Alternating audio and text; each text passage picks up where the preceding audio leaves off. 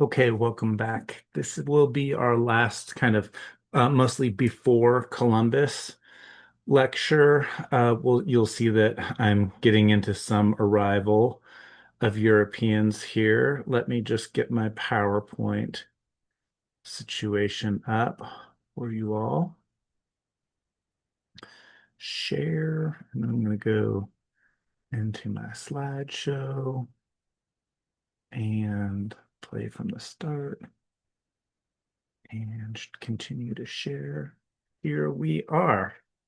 So mostly before Columbus or Columbus Part 3, I did make a separate Maya video too. So you can think of that as Columbus Part 3 and this Part 4 if you want. But I've just been building more and more of my ability to comment on this stuff across two continents over wide swaths of time. Before we get into the contemporary history books, and depending on which semester you're taking this or when you're encountering it, I definitely change books all the time. And there have been three recent kind of big, like 500-page books, like Indigenous Continent, like by Pekka Hämäläinen and Kathleen Duval's Indigenous Nation, or Ned Blackhawk's book, Rediscovering America, what all of which have won awards and things like that. But they mostly deal, except for Duval's book, deals a little bit more, I feel like, with the going back to Cahokia in the beginning. But generally, what we encounter in a first Native American history class is stuff from kind of European contact to the present. And so I've front loaded the course this semester very heavily to stress a much longer history for Native peoples here. So we will carry on here. This is an O'odham house from the Southwest. And we'll talk a little bit about them here. So we did some mound cultures back in Columbus Part 2. And if we're kind of moving, we'll come back to the East Coast, of course, as we start dealing with European arrival and stuff.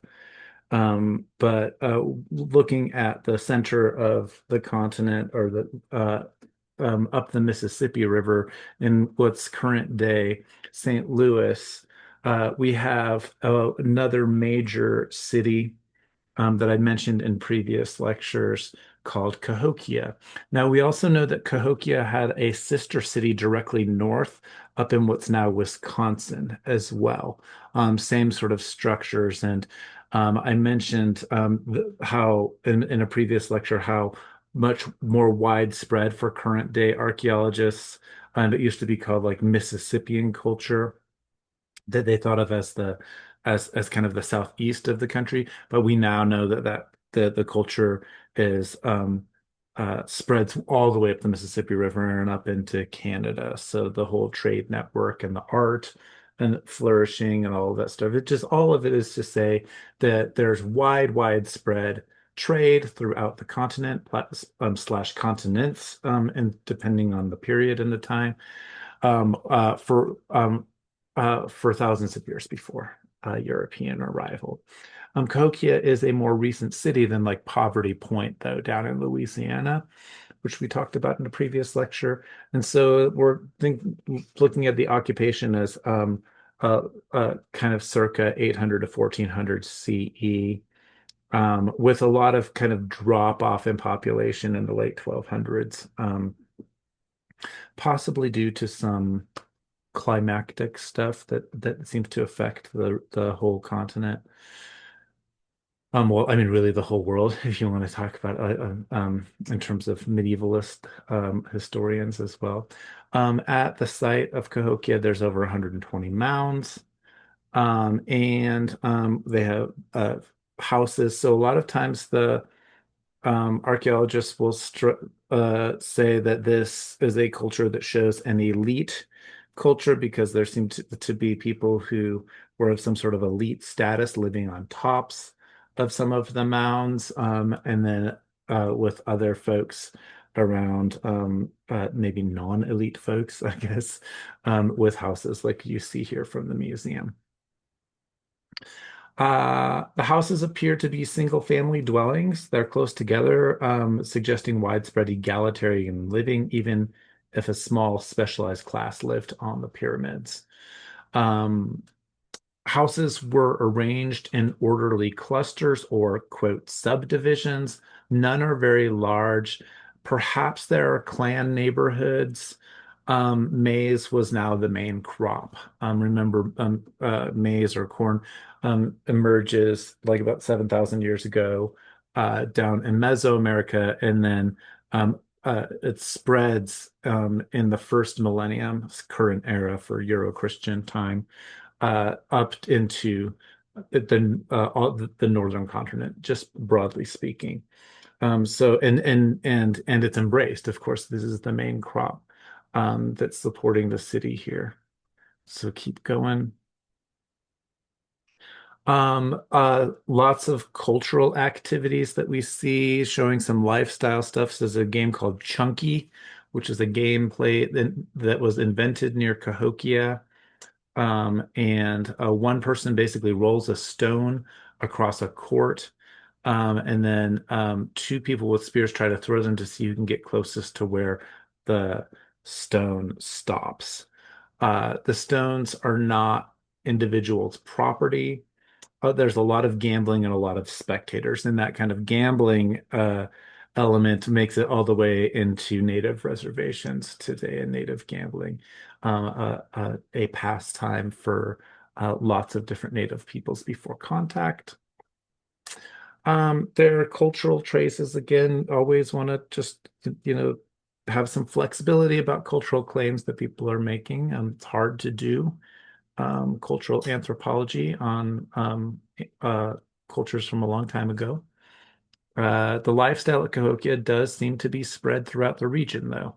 There's a population surge from migration that's probably from Toltec peoples, a little bit southwest of Cahokia. There's a lot of satellite communities, probably collectively like 50,000 people. It's a lot of people. Uh, Unique burial mounds are dated from 1030 current era, which suggests some sort of ritual sacrifice, with burials associated with some Woodhenge poles. There are male and female pairs, which is showing that twinning concept that Barbara Mann gives us, though with a base pair of two in Native cultures, also an emphasis in Native American worldview on balance going on there. Um, this occurs just before a major transformation in the city. There are some mounds that apparently show strangled women and a few men with no heads or hands.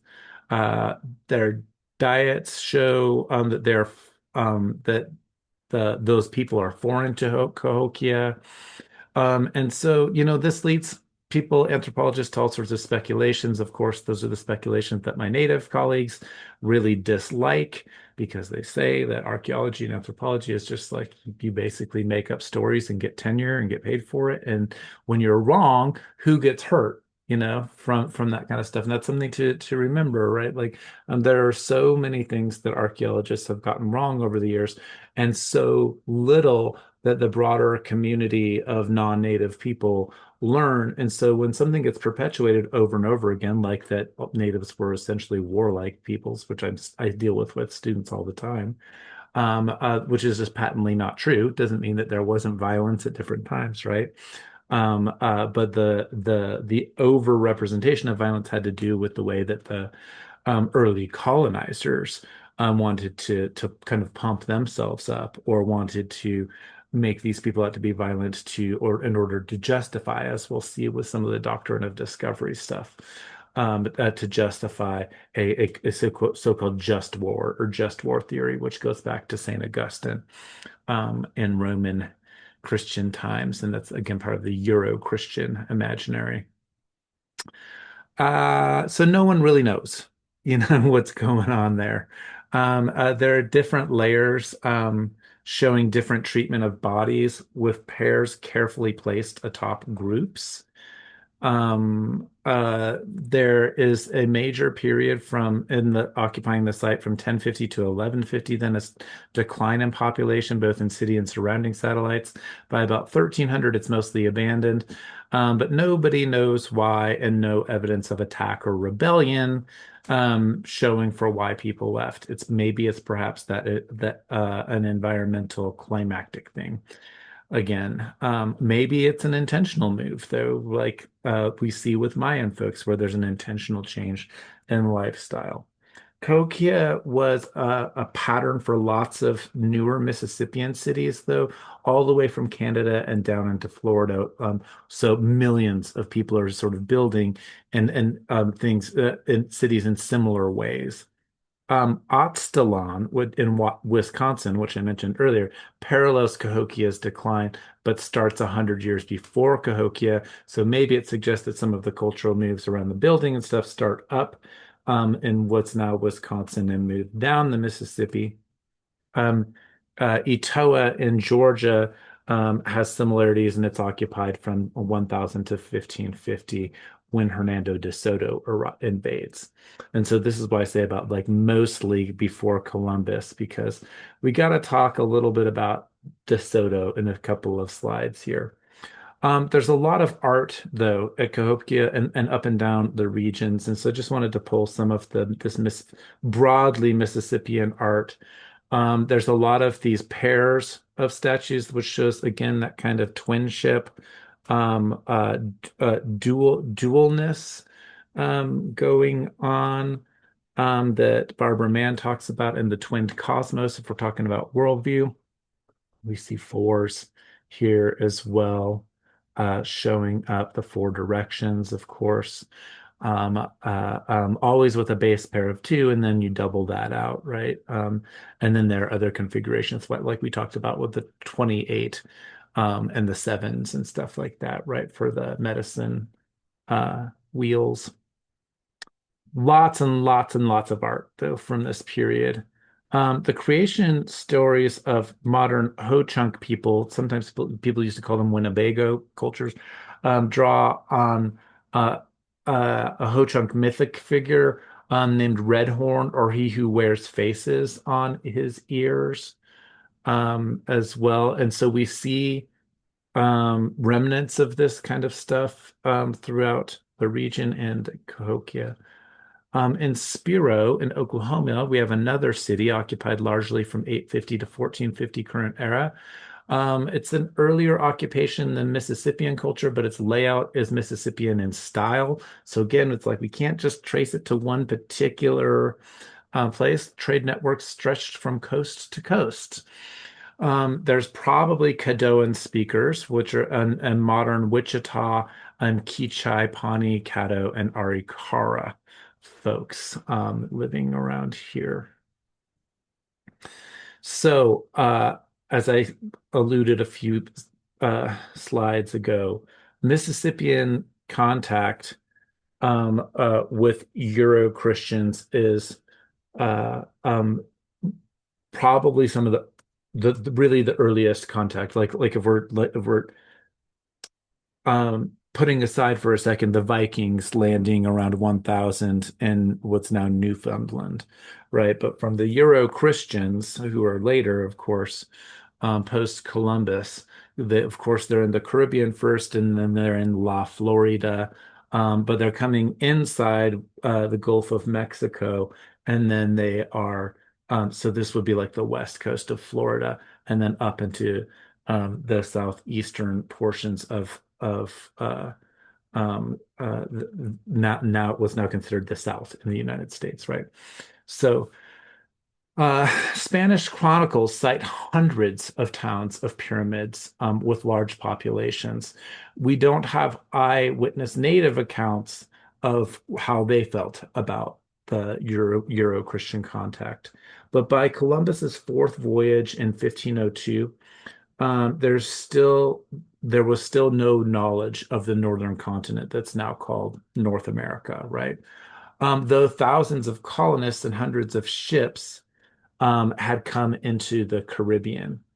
The Spanish entered Florida, which they call La Florida, around 1513 with Juan Ponce de Leon, who arrives with three ships and 200 men.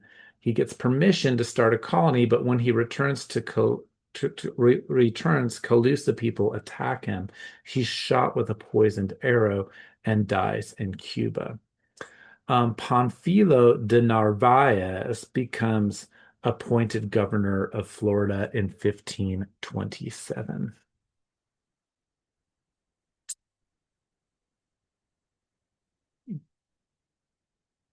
We will hear a little bit more from about Bartolome de las Casas in Steve Newcomb's lectures on, or the film Doctrine of Discovery, which if you're encountering this lecture on the web, you can look up the film Doctrine of Discovery, Unmasking the Domination Code, which stars Steve Newcomb, who's a great scholar, who also has a book called Pagans in the Promised Land that film is based on.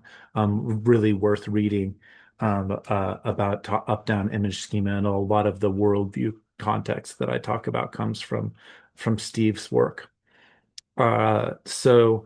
Bartolome de las Casas is sometimes thought of as a friend to the native peoples. Yes, he is friendly in the sense that he gives us an account, his brief account of the destruction of the Indies. He's an eyewitness account to Columbus's return from his first voyage. His father was with Columbus, but he's like, I want to say about 8 years old when Columbus returns.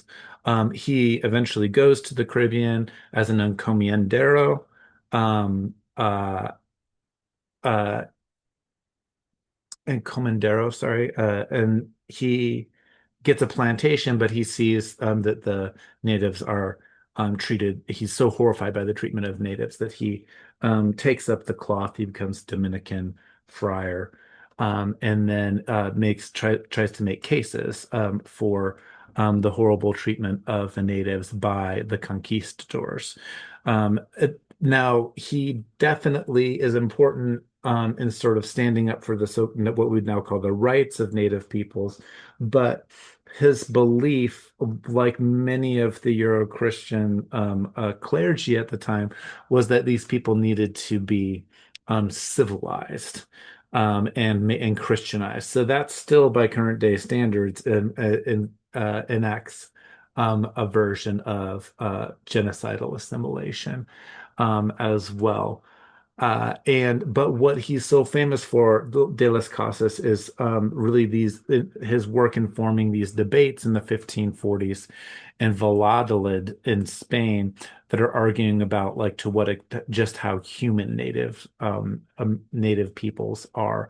And so he's arguing that they have full capacity to reason, and because they have full capacity to reason, they shouldn't be enslaved, they should be converted. Um, so in 1515, he gives up his Indian slaves and his encomienda, but argues that at the time anyway, he argued that Indians should be replaced by African slaves. Now, by the very end of his life, he's changing his attitude towards African slaves.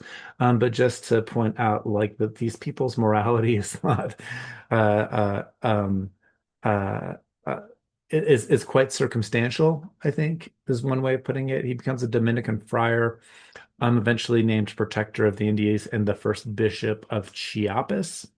In 1550, he argues in the Valladolid debate against Juan Gines de Sepulveda that Indians were fully human.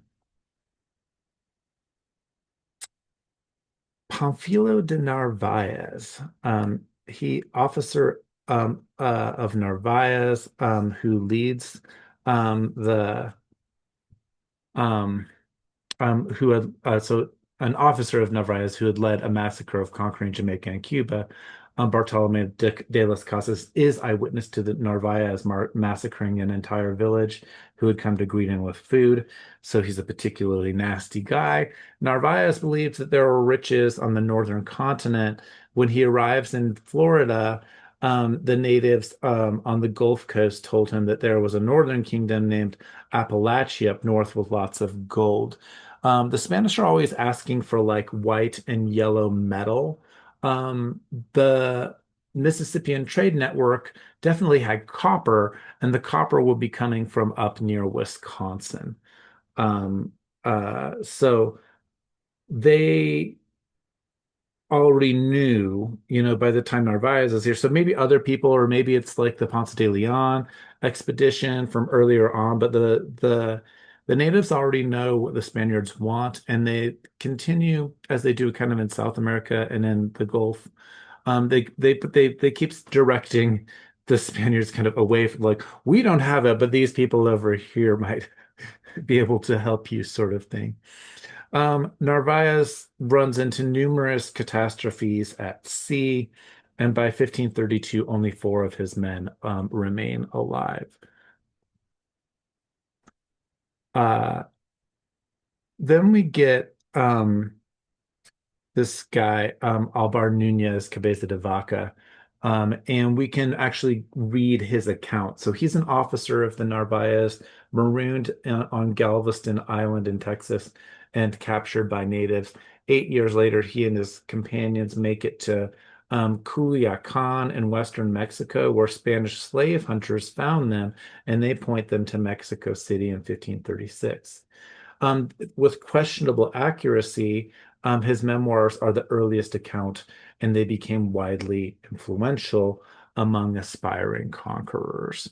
So you can get like a Norton anthology. I think I have the anthology around of the Cabeza de Vaca's account. Then we get De Soto, Hernando de Soto, another brutal, just really particularly brutal conquistador. In 1539, lands in Florida with seven ships and 600 men, 237 horses, 200 pigs, and a 3-year permit to colonize. The intent is right there from the beginning. From 1539 to 42, the expedition just wreaks havoc on the southeastern part of the continent. It spreads disease. Um, uh, um, it also introduces, horses and to that part of the continent. DeSoto is uniquely cruel. He murders and he rapes and he tortures all in his path, enslaving thousands in iron chains.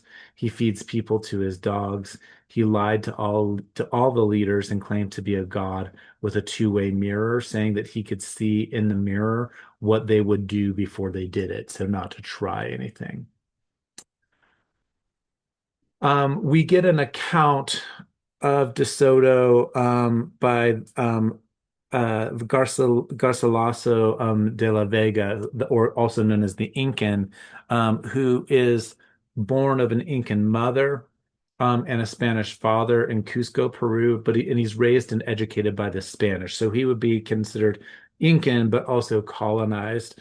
He becomes a chronicler of the Incan conquest, and you can read his accounts there. And then he moves to Spain at 21 years old, and receives a formal education, So like he's not around the area, and he's from Peru, right? But he writes an account of De Soto in Florida that's sympathetic to the natives, but also just justifies Spanish conquest. Of course, he's not an eyewitness there. So in the accounts of De Soto's uh, expedition massacre. And we get some stuff here. So from 1539, the expedition lands in Ucita, Florida. Natives flee in fear. He moves his furniture into a deserted palace and hunts for Indian slaves. He meets Juan Ortiz, a Spaniard who had been marooned 7 years earlier, searching for the last lost Narvaez party.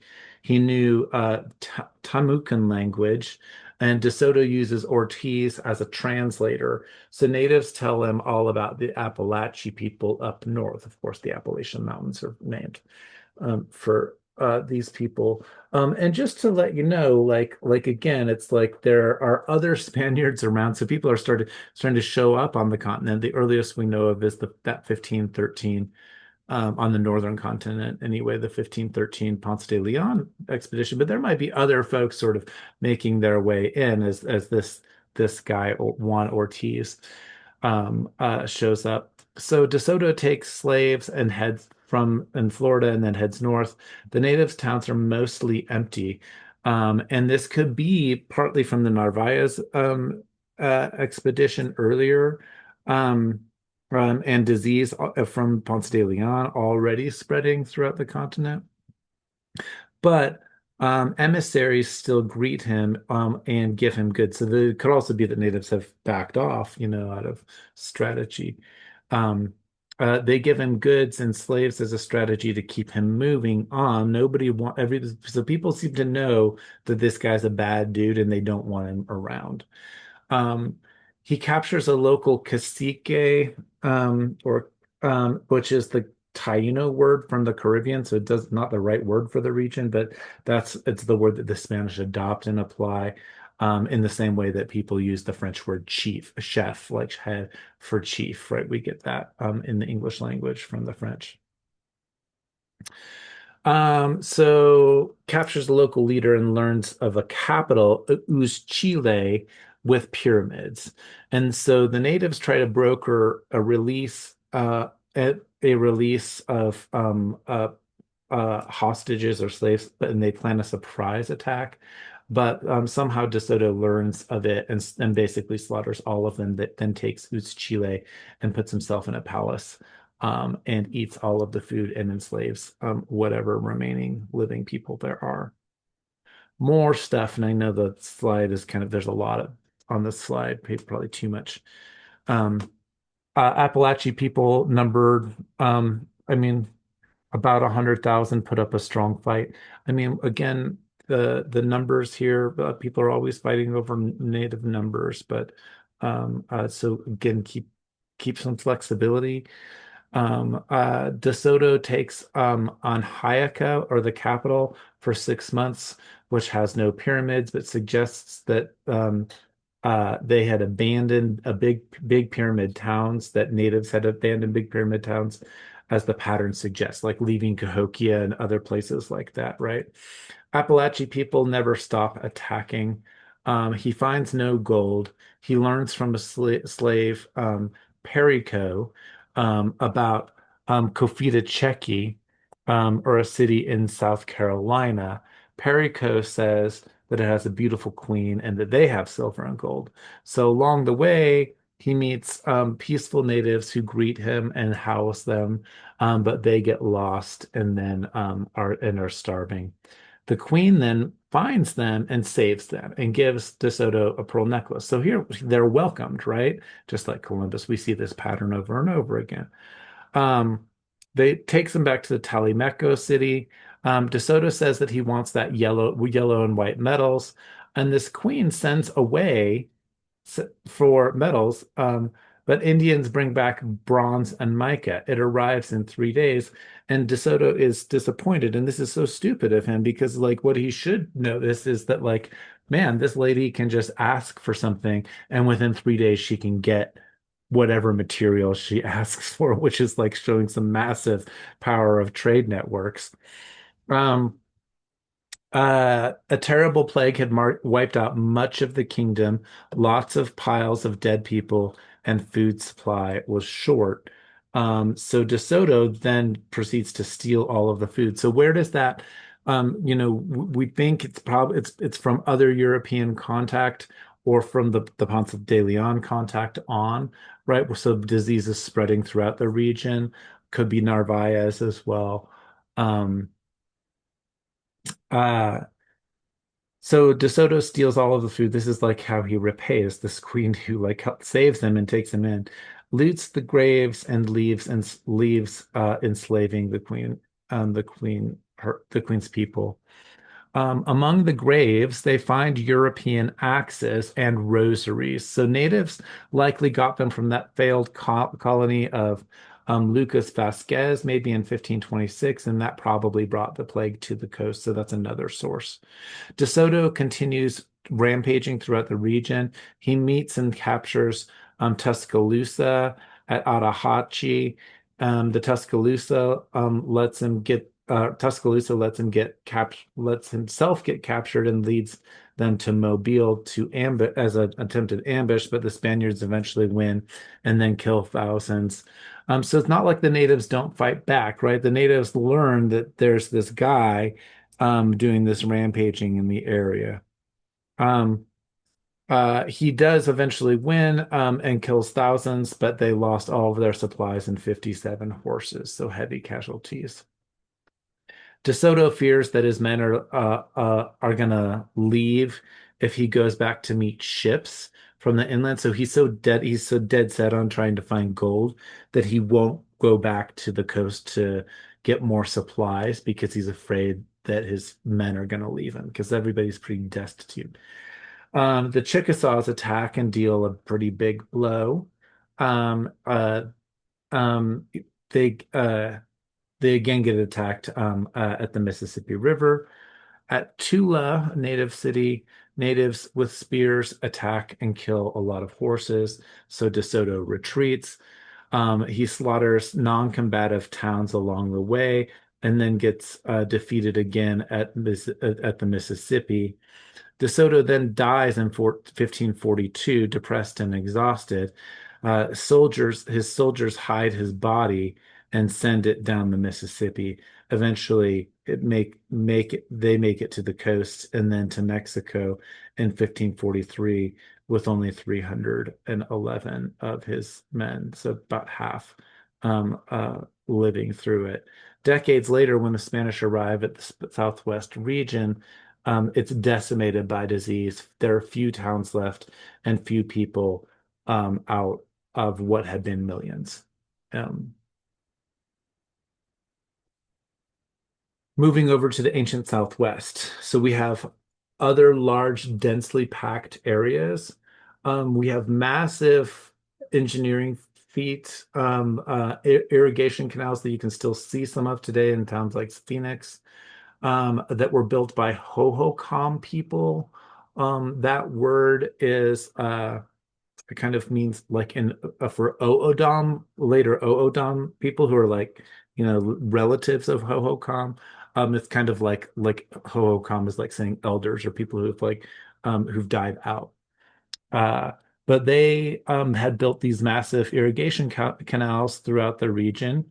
So this is like mainly in what's today Arizona, if you look at the map here. Ancestral Pueblo people. So again, I said this in an earlier lecture.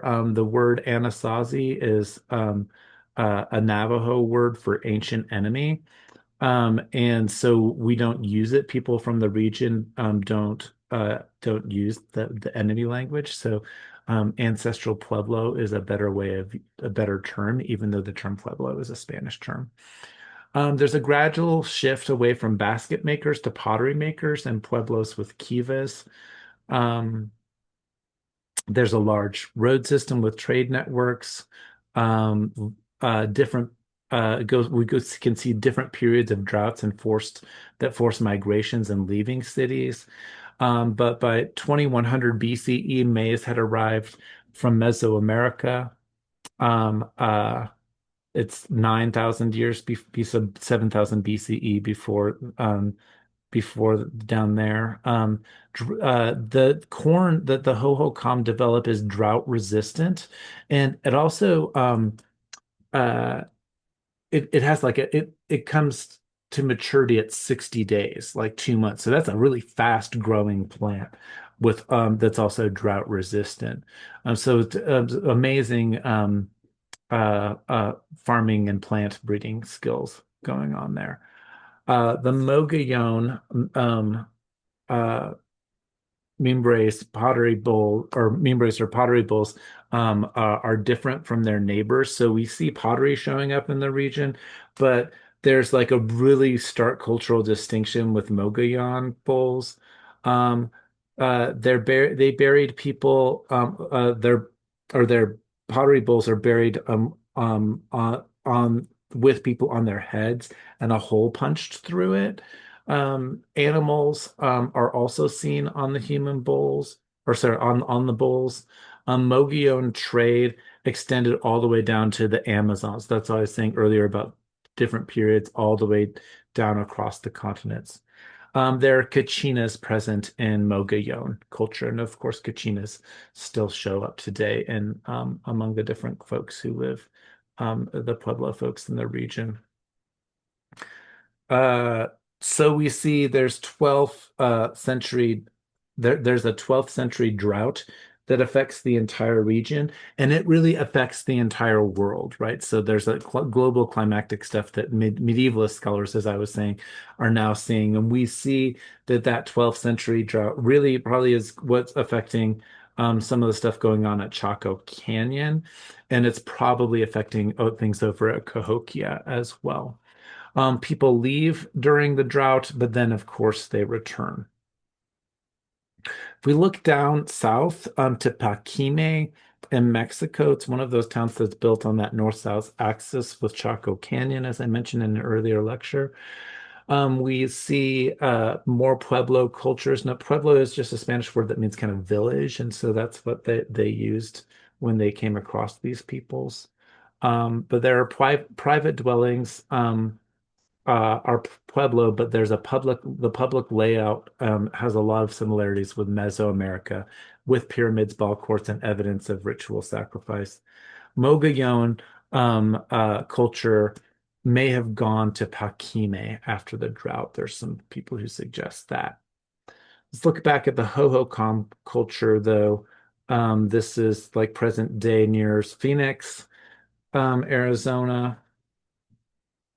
So they're kind of lasting from 300 to 1450. Um, and we see over 700 miles of complex irrigation to control seasonal flooding. Colonizers used them to start farming in what's now Phoenix. Um, there, as you can see, this is like a recent picture. You can still see it, this stuff. Uh, it probably emerged from Cochise people. There are the people, Hohokam probably emerged from Cochise people in the Archaic period. We see ball courts, which suggest that connection with Mesoamerica. Pima peoples. Now, Pima is the wrong name, and in Kathleen Duval's book, she has some good chapters in her recent book on. She gives a lot of attention to O'odham people, so that's something worth checking out. Uh, so the Spanish just they give the wrong name to Pima actually comes from the as she says Duval says in her book and in the native language Pima is like the native people saying I don't understand or I don't know when the Spanish are trying to talk to them and this Pima, and they say Pima and so the Spanish think that they're saying that they're called the Pima people but the name for themselves is O'odham. Um, so they were living in the region as the Spanish invasion occurred. As Duval says in her book, I think one of the really good points that Kathleen Duval makes is that, you know, the Spanish want to tell this story that they have conquered everything in the region, but we can see that there are various Pueblo revolts. There's the big one in 1680 and various ones where the Pueblo peoples really tell the Spanish what's up throughout this from the 1680s all the way through the end of the 1690s as well. Sometimes they just kick all of the Christian missionaries out or kill them. But then what happens during that particular time period, as well as because the horses have been introduced and because of strife from other aspects of colonialism, you're getting kind of raiding cultures which the Spanish they just call them all Apache, but they're not all Apache cultures coming in as well. So sometimes the Pueblo culture has to align with the Spanish, sometimes against invading cultures who are coming in and raiding towns, and sometimes they have to kick the Spanish out. But basically, the Pueblo cultures maintain all the way to this day a highly distinct traditional cultures throughout all of European colonization. They embrace some things about Christianity, but they never convert and give up their own ways to Christianity. So uh, housing is close in the area.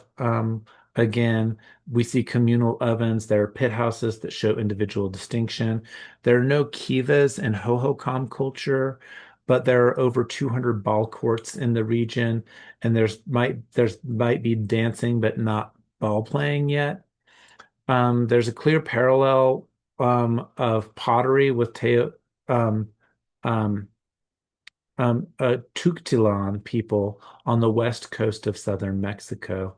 There's turquoise and obsidian from western Mexico. So again, that trade all the way down throughout Mesoamerica. If they have trade all the way down to the Amazon, then of course they've got this stuff from Mesoamerica as well. There are nearly identical forms in San Pedro de Atacama and Chile, though. So that's suggesting some really far cross-cultural exchange or cultural linkage as well. Ancestral Pueblo cultures. All the way up into the state of Colorado, we have Mesa Verde National Park, right? Which people used to call Anasazi, but Ancestral Pueblo people occupying cliff dwellings from the 700s, but also in the Pueblo cultures to the present, right? So in the early times, we see basket makers from 1500 BCE to 700 current era. There are 19 pueblos that still exist and they're still occupied today. Pueblo people don't use the term ruins to refer to older cities. I think that there's something again like the Maya people down in Guatemala who they know that their cities, they still refer to their cities as their cities. They just don't, they intentionally don't live in them. So civilization is spread across the plateau, Mesa Verde, Cayente, and Chaco Canyon, uh, Cayenta, sorry. And then still frequent movement after two generations. So people build these pueblos, but then they also tend to move on a regular basis too. And this is something that we see with O'odham cultures as well. And that's again another good thing and from Duval's recent book, Indigenous America, because we see that there are different O'odham communities, and some of them stay like relatively kind of in one place, but there are other O'odham communities that just keep a pretty nomadic existence, or they have smaller sites that are near water, right? So what you have are people who are speaking roughly the same language, and having a lot of cultural variance, but choosing to live very different lifestyles around each other. Now, you also see in the region, you see people who are living near other peoples who have really distinct languages and cultures from each other. And even now we know distinct DNA from one another. So not even a lot of intermarrying or something going on. But we see trade going on as well, rather than fighting. Yes, like later on, like when cultures are disrupted, then it can cause all sorts of conflicts, as we were mentioning with the raiding cultures coming in post Euro-Christian contact. Um, Chaco Canyon, we talked about in a little bit in an earlier lecture, but I'm just kind of going a little bit deeper here. We see it's being built from the mid 800s till about 1150 when there's that abandonment. It's probably because of that drought situation. There's more than 25,000 miles of related settlement area. It's at the elevation of 6,200 feet. There's evidence that says that very few people actually live there, but it could house over 10,000. And the reason why people say that there weren't that many people living there is that there are a few trash middens, and very few burials um, uh, down there. So agriculture isn't really possible there. That's another reason why people think that not a lot of people are living there. But it's a master planned architecture with no elite housing. There's social hierarchy that is undetectable there as well. Uh, and a massive network. There just has to be a massive trade network, but it goes all the way down to having chocolate and Maya-like vessels being found.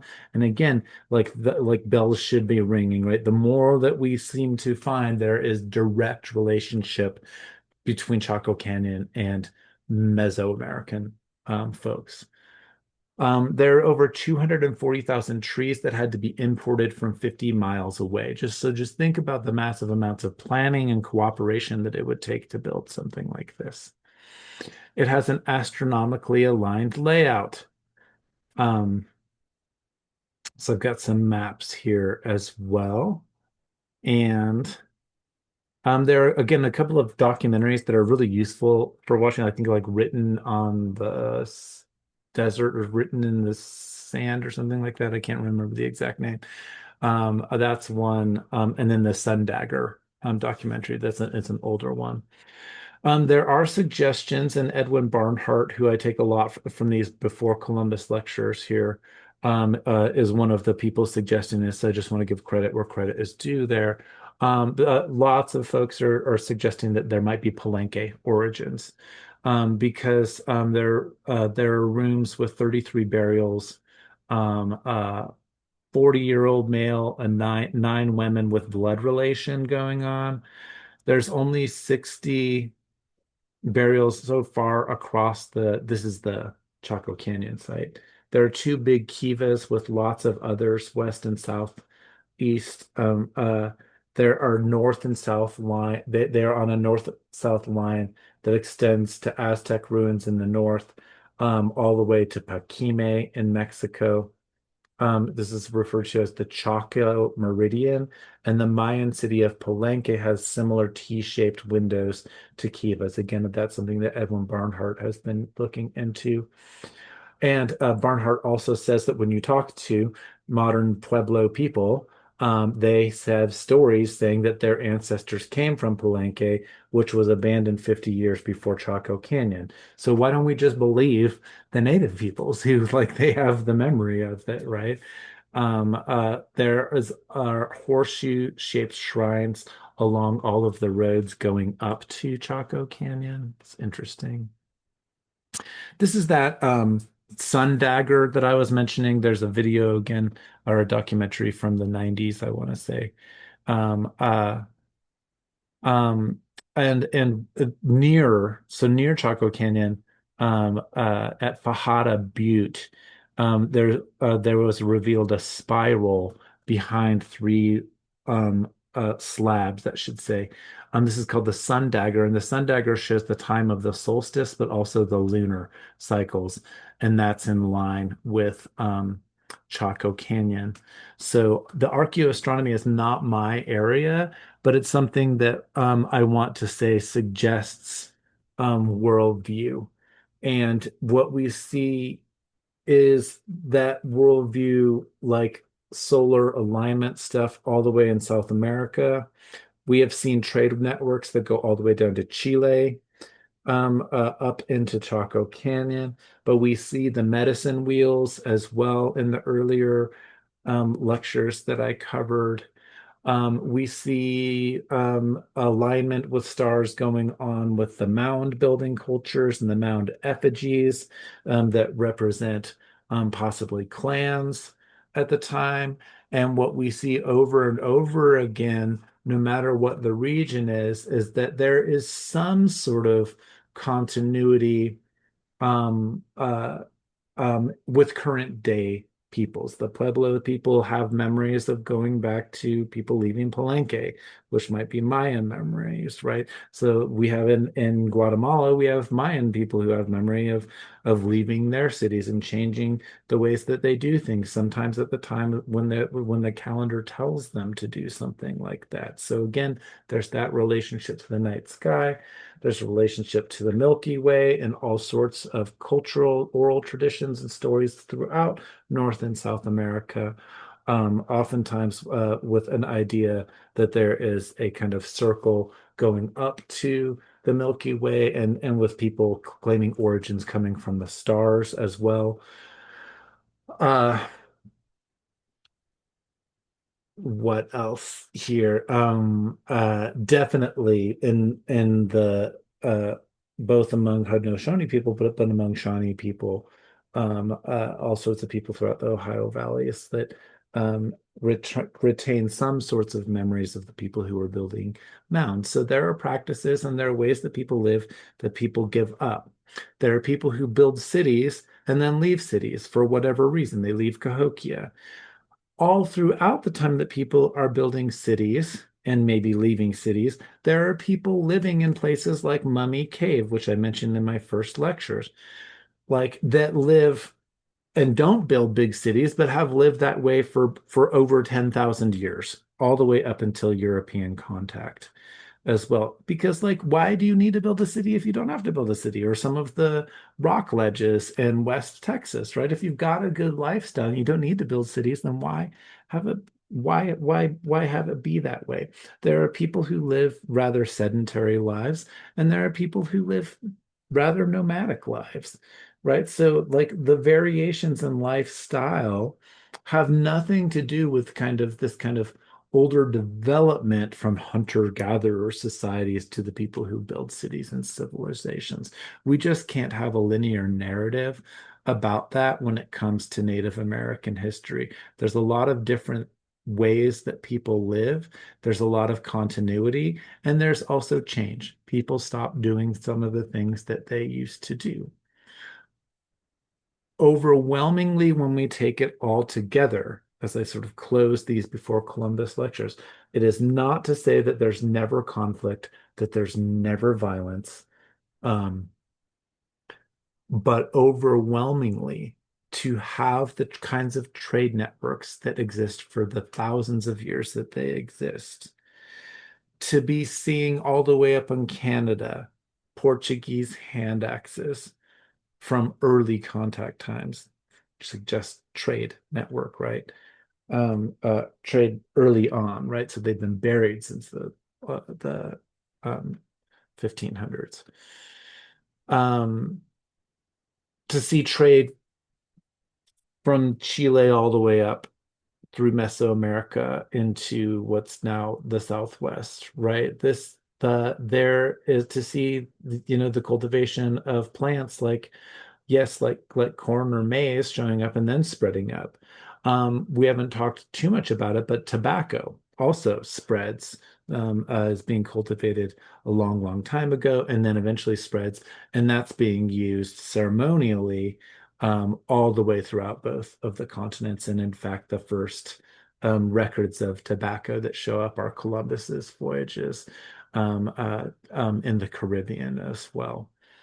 So tobacco is in the cultivation of some plants, as the the shaping of living within an ecological center where there is balance. So in some of the early colonizer documents, they mentioned that the deer are not afraid of humans. They don't run away from them. And this partly has to do with natives strategically, like planting blueberry bushes, for example, to attract game, and living in a way that where they don't overhunt game enough that the game are living alongside people. And of course, that shows up in Native American worldview where there isn't a androcentric or the humans aren't separated from animals out, and so animals are seen as relatives, as are plants, as are rocks, as are the stars. And so, lots to be thinking about in ways that we might think about something like Native American worldview, which of course is deeper than culture, deeper than language. And so you can have all sorts of cultural variants, right? Like it's not to say that Shawnee people are the same as Hohokam people or something like that. That's not what we're saying with worldview. But we are saying that when we look at the two continents together, there is a large amount of continuity in terms of the ways that people relate to and even create, live, that is in alignment with things like four directions, with a collateral egalitarian worldview versus a hierarchical one. Yeah, maybe there are some native cultures that have a hierarchical society, but it does seem that, like, one of the things that might be happening when people leave cities is, they give up that hierarchical, those hierarchies, and intentionally choose to live in more of a collateral egalitarian sort of way. We'll see some of that on the Great Plains sort of stuff. Definitely with, my friend Tink Tinker's people, Washaje or Osage people, we see that kind of intentional, collateral, egalitarian, instead of an up-down relationship between power. Um, no single creator God, although native peoples have had to adopt that capital C creator language sometimes. And that ties into conflicts with missionaries that we will talk about in future lectures as well. So we've got to move on with the course here, but hopefully these opening lectures have given you a sense of just how much there is to Native history and how much we don't know and are still learning about Native history, especially before contact with Euro Christians.